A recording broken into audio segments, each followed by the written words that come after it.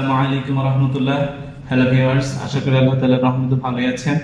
আজকে আমার ভিডিওতে আপনাদেরকে দেখাবো এইচএসসি মৌলের পর্যাবৃত্ত ধর্মের দ্বিতীয় নাম্বার পার্ট। এই দ্বিতীয় নাম্বার পার্টের সবচেয়ে গুরুত্বপূর্ণ টপিকস হচ্ছে সংকরায়ন, তারপর পোলারায়ন এবং ফাজানের নীতি। আমি ইনশাআল্লাহ আশা রাখি যে এই এই পার্ট থেকে অর্থাৎ এই ভিডিও থেকে যদি আপনি ভালো করে অধ্যয়ন করেন, ইনশাআল্লাহ এইচএসসি বা অ্যাডমিশন টেস্টে অবশ্যই আপনি এমসিকিউ কমন পাবেন। এইচএসসি তে একটা প্রশ্ন আপনি মাস্ট বি কমন পাবেন। তাহলে এই ইনশাআল্লাহ ভিডিও দেখেন, তার আগে আমার চ্যানেলটি সাবস্ক্রাইব করুন।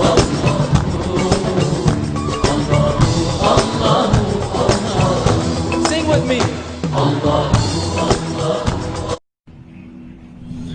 আজকে আমাদের যে চ্যাপ্টারটা ধরছি, মৌলের পর্যাবৃত্ত ধর্মের দ্বিতীয় অধ্যায়, দ্বিতীয় পার্ট। ওই পার্টে বিষয়বস্তুর মধ্যে সবচেয়ে গুরুত্বপূর্ণ টপিকস হচ্ছে হাইব্রিডাইজেশন বা সংকরায়ন। তো প্রথমেই তোমরা সংজ্ঞাটা একটু মনোযোগ দিয়ে শোনো, যে কোনো পরমাণুর সর্বশেষ শক্তিস্থলে দুই বা ততোধিক অরবিটাল মিশ্রিত বা পরিবর্তিত হয়ে সমসংখ্যক অরবিটাল উৎপন্ন করার প্রক্রিয়াকে বলা হয় সংকরায়ন। যখন তুমি sp3 সংকরায়নের দিকে যাবা, কোনো পরমাণুর সর্বশেষ শক্তিস্তরের একটি s অরবিটাল এবং তিনটি p অরবিটাল মিশ্রিত বা পরিবর্তিত হয়ে সমশক্তির 4টি অরবিটাল উৎপন্ন করার প্রক্রিয়াকে sp3 সংকরায়ন বলে। সেম অ্যাজ কোনো পরমাণুর শেষ কক্ষপথে একটি s অরবিটাল, দুটি p অরবিটাল মিশ্রিত বা পরিবর্তিত হয়ে তিনটি সমশক্তির সমান সংখ্যক অরবিটাল উৎপন্ন করার প্রক্রিয়াকে বলা হয় sp2 অরবিটাল। এই same as sp, sp2d, sp3d, sp3d2, sp3d3 এরকম অরবিটাল। আশা করি তোমরা প্রত্যেক অরবিটালের সংজ্ঞা খুব ভালোভাবে পারবা। এখন এই সংকরণ থেকে সবসময় একটা কোশ্চেন আসে, তো সুতরাং সংকরায়ন বা এই জিনিসটা খুব ভালো করেই তোমরা পড়ে নেবা। আমি তোমাদেরকে দেখাচ্ছি এখন sp3 সংকরণ। যেমন মিথেন অণুতে sp3 সংকরণ ঘটে। এই মিথেন অণুতে কেন্দ্রীয় পরমাণু হচ্ছে কার্বন। sp2 সংকরণ ঘটে ইথিলিনে কেন্দ্রীয় পরমাণু কার্বন। sp কেন্দ্রীয় পরমাণু কার্বন। sp2 সংকরণ ঘটে টেট্রামিন কপার 2+এ। sp3d ফসফরাস পেন্টাক্লোরাইডে, এরকমগুলোতে ঘটে থাকে। এখন তোমরা যে জিনিসটা সবচেয়ে বেশি খেয়াল করবা, মনে রাখবা sp3, sp2, sp এই সবগুলোর ক্ষেত্রে কেন্দ্রীয় পরমাণু বেশিরভাগ ক্ষেত্রে কার্বনই থাকে, বা বিভিন্ন যেই থাকুক। প্রথমে তোমরা কার্বন বা কেন্দ্রীয় পরমাণু ইলেকট্রন বেশ রাখবা। যেমন এখানে আমি দেখাচ্ছি কেন্দ্রীয় পরমাণু কার্বন, কেন্দ্রীয় পরমাণু কার্বনের ইলেকট্রন বিন্যাসটা একটু দেখো তুমি। স্বাভাবিক ইলেকট্রন বিন্যাস 1s2, 2s2, 2p2, দ্যাটস স্বাভাবিক। আমরা জানি p উপস্তরে 3টি অরবিটাল বিদ্যমান, সুতরাং এখানে অরবিটাল হিসেব করলে 1s2, 2s2, 2px, 2py, 2pz। এখানে দুইটা আছে, একটা আর এই 2s2 এর একটা ইলেকট্রন চলে আসবে এখানে। সুতরাং তুমি শেষ কক্ষপথে দেখতে পাচ্ছ যে সিঙ্গেল পিতে আছে 3টে ইলেকট্রন, এসতে আছে একটা ইলেকট্রন। এটা হচ্ছে স্বাভাবিক। উত্তেজিত অবস্থায়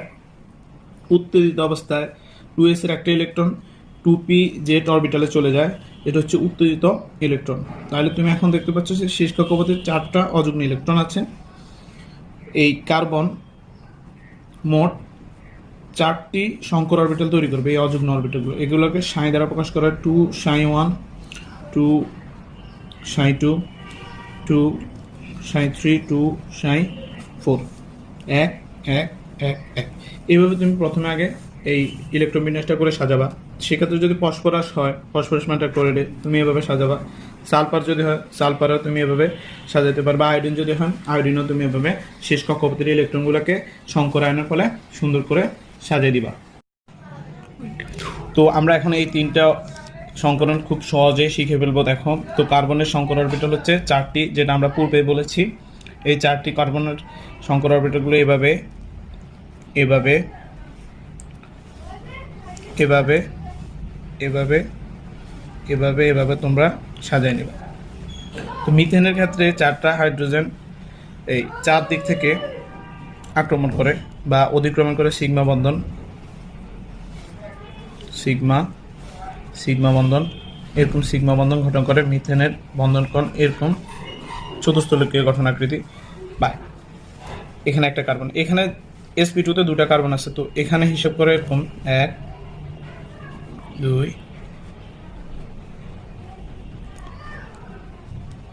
এরকম হিসাব করবা। তো এখানে কার্বনের হাইড্রোজেন একটা, কার্বন হাইড্রোজেন সিগমা, এখানে একটা কার্বন হাইড্রোজেন সিগমা, এই দুইটা অরবিটাল এই সেম অ্যাজ এরকম হয়ে যাবে, এখানেও এরকম হবে। এটা হচ্ছে পাশাপাশি অতিক্রমণ, এরকম এরকম এরকম, এটা হচ্ছে হাইড্রোজেন সিগমা, হাইড্রোজেন সিগমা, এই দুইটা সিগমা বন্ধন আর এই দুইটা অরবিটাল পাশাপাশি অতিক্রমণের ফলে দুটি পাই বন্ধন গঠন করে। sp2 আমাদের শেষ।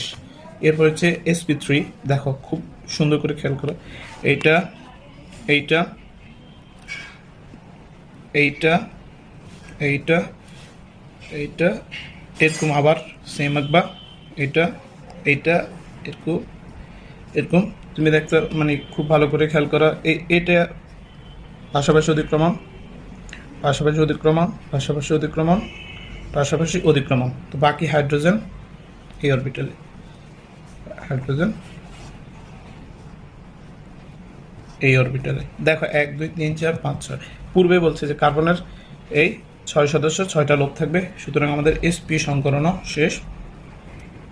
এই দুইটা পাই, এদিকে দুইটা পাই বন্ধন, মাঝখানে একটা সিগমা বন্ধন, এদিকে একটা সিগমা বন্ধন কার্বন কার্বন আর দুইটা পাই বন্ধন, আর এদিকে সবগুলোই কার্বন হাইড্রোজেন সিগমা বন্ধন গঠন করে চতুস্তলিকীয় আকার লাভ করে।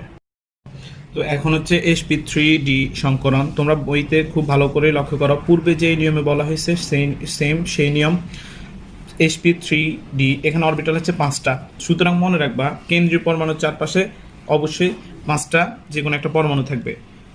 এখানে অরবিটাল আছে, এখানে অরবিটাল আছে 3 4 6টা, সুতরাং মনে রাখবা কেন্দ্রীয় পরমাণুর চারপাশে 6টা যে কোনো ধরনের পরমাণু থাকবে।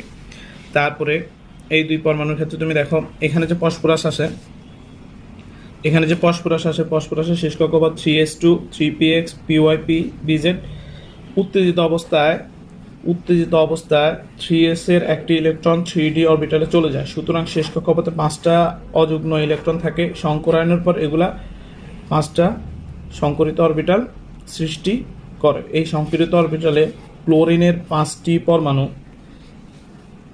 এই একটি ত্রিকোণাকার দ্বিপিরামিডীয় আকৃতির একটি বন্ধন গঠন করে। সুতরাং ফসফরাস পেন্টাক্লোরাইড অণু দিয়ে sp3d সংকরণ সম্পূর্ণ। পরবর্তীতে sp3d2, পূর্বেই বলেছে অরবিটাল যতগুলা মানে এর কেন্দ্রীয় পরমাণুর চারপাশে অতগুলা বিভিন্ন মূল পরমাণু থাকবে, যেমন আয়োডিন, সালফার হেক্সাফ্লোরাইডের ক্ষেত্রে সালফার কেন্দ্রীয় পরমাণুর চারপাশে এই সালফারের অসংকরিত অরবিটাল সেম, একদম কার্বনে যেরকম দেখাই দিছি সালফারেরও সেম এই অসংকরিত অরবিটাল 4n-এর চারদিকে 6টি অরবিটাল সৃষ্টি করে থাকে। সুতরাং এটাও ইনশাল্লাহ ক্লিয়ার। আরেকটা হচ্ছে sp3d2, এখানে অরবিটাল সংখ্যা হচ্ছে 3 6 7, সেম অ্যাজ আমরা এখানে একটা উদাহরণ দিচ্ছি আয়োডিন হেপ্টাফ্লোরাইড। আয়োডিনের শেষ কক্ষপথের এই প্রায় 60টা ইলেকট্রন থাকে। এই 5p অরবিটালের এখান থেকে একটা ইলেকট্রন, এখান থেকে একটা ইলেকট্রন এই d অরবিটালে উত্তেজিত অবস্থায় চলে যায়। তো এখান থেকে 5s থেকেও আরেকটা চলে আসে, শেষ কক্ষপথে 7টা ইলেকট্রন। সুতরাং এটা খুব সহজ, যদি প্রথম কার্বনেরটা তোমরা বুঝে থাকো তাইলে আপাতত এই সংকরায়নগুলো থেকে একটা প্রশ্ন পরীক্ষার হলে কমন পাবা ইনশাআল্লাহ। এখন তোমরা দেখতে পাচ্ছ যে পূর্বে আমি তোমাদেরকে সংকরায়নের মূল যে টপিকগুলো থেকে প্রশ্ন আসে ওইটা তোমাদেরকে বোঝানো হয়েছে। এখন তোমাদেরকে যেটা বোঝাবো সেটা হচ্ছে যে sp2 সংকরণ বোরন ট্রাইফ্লোরাইডেও ঘটে, একদম সেম কার্বনের মতো। তোমরা এখানে দেখতে পাচ্ছ বোরন ট্রাইফ্লোরাইড, ফ্লোরিন 3টা, বোরনের চারপাশে 3টা ফ্লোরিন তিনটা ক্লোরিন সিগমা বন্ধনের মাধ্যমে বোরন ফ্লোরাইড সিগমা বন্ধন গঠন করবে, বন্ধন কোণ 120 ডিগ্রি হবে। আবার বেরিলিয়াম ট্রাইক্লোরাইড পরীক্ষার হলে আসে, বেরিলিয়াম ট্রাইক্লোরাইডে sp সংকরণ ঘটে। ফসফরাস পেন্টাক্লোরাইডে sp3d সংকরণ ঘটে। সালফার হেক্সাক্লোরাইডে sp3d2 সংকরণ ঘটে। এটা পূর্বেও তোমাদেরকে বলা হয়েছে। এবার সবচেয়ে গুরুত্বপূর্ণ এরেনাতে চলে আসো। যদি পরীক্ষার হলে স্যাররা প্রশ্ন কঠিন করতে চায় তাহলে নিশ্চয়ই এগুলা থেকে আসবে। জ্যানন ফ্লোরাইড, বলো তো এখানে কি সংকরণ ঘটবে? তুমি নিশ্চয়ই বুঝতে পারছো যে এখানে শেষ কক্ষপথে ফ্লোরিন কেন্দ্রীয় পরমাণুর চারপাশে বোরিন আছে মাত্র 2টা। তুমি এই হিসেবে এখানে বলে দিতে পারো যে এখানে সংকরণ ঘটবে এই sp3 বা sp2 না, শেষ কক্ষপথে জ্যাননের 5s2 5p5 5d1 থাকে, এই হিসেবে সংকরণ ঘটতেছে sp3d2। এখান থেকে একটা প্রশ্ন সবসময় ক্লিয়ার হবা যে শেষ কক্ষপথে যতগুলা অযুগ্ম ইলেকট্রন থাকবে মনে রাখবা ওইটাই অতগুলা সংকরণ ঘটাবে। ঘটনাকৃতি তোমরা খেয়াল করো, জ্যানন টেট্রাফ্লোরাইডের ক্ষেত্রেও sp3d2 সংকরণ ঘটে, যেটা খুব ইম্পর্ট্যান্ট। এরপর জ্যানন হেক্সাফ্লোরাইড যৌগের সংকরণ একদম সেম, পূর্বে যেটা দেখাইছি আয়োডিন হেপ্টাফ্লোরাইড sp3d2 সংকরণের মতো একদম সেম। তোমরা যদি ওইটা বুঝে থাকো এইটাও ইনশাল্লাহ বুঝবা। পূর্বে বলছি যে এগুলো খুব ইম্পর্ট্যান্ট।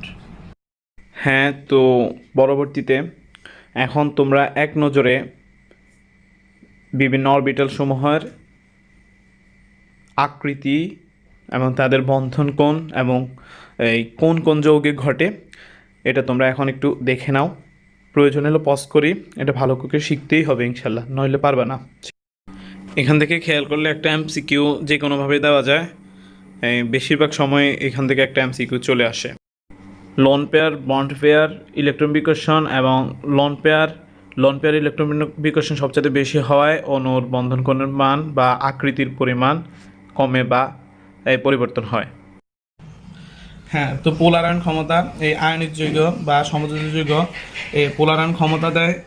বিজ্ঞানী ফাজান 3টা হিসেব দিছে যে এই 3 ক্যাটাগরিতে আয়নগুলো পোলারায়ন ক্ষমতা দিবে। ক্যাটায়ন ও অ্যানায়নের চার্জের পরিমাণ ক্ষুদ্রাকার, মনে রাখবা ক্যাটায়নের চার্জের পরিমাণ বৃহদাকার, আর ক্যাটায়নের চার্জের পরিমাণ ক্ষুদ্রাকার, আর অ্যানায়নের চার্জের পরিমাণ বৃহদাকার হলেই সেটির পোলারায়ন ক্ষমতা বেশি হবে। ক্যাটায়নের ক্ষুদ্রাকার আর অ্যানায়নের বৃহদাকার। এখানে তোমরা চার্টগুলো খুব ভালো করে লক্ষ্য করলে দেখতে পাবে যে ক্যাটায়নের আকার যত ক্ষুদ্রাকার তার ক্লোরাইডের গলনাঙ্ক সবচেয়ে বেশি, অর্থাৎ এটি বেশি সমযোজী বৈশিষ্ট্য লাভ করে। অ্যানায়নের বড় আকারের কারণে এটি সবচেয়ে বেশি সমযোজী বৈশিষ্ট্য লাভ করে। আর ক্যাটায়নের ইলেকট্রন বিন্যাস যদি ডি ও এফ অরবিটালে যায়, এক্ষেত্রেও সেটি তার ধর্ম চেঞ্জ করে দিবে। এই 4টি প্রশ্ন থেকে একটি প্রশ্ন আসার সম্ভাবনা 99%। মনে রাখবা আয়নিক যৌগ যত বেশি সমযোজী বৈশিষ্ট্য লাভ করবে তার গলনাঙ্ক স্ফুটনাঙ্ক তত বেশি হ্রাস পাবে। সুতরাং যার সমযোজী বৈশিষ্ট্য বেশি তার গলনাঙ্ক স্ফুটনাঙ্ক কম। এই পেজটার প্রয়োজনে পজ করে নোট করে ফেলো, কাজে আসবে ইনশাল্লাহ পরবর্তী।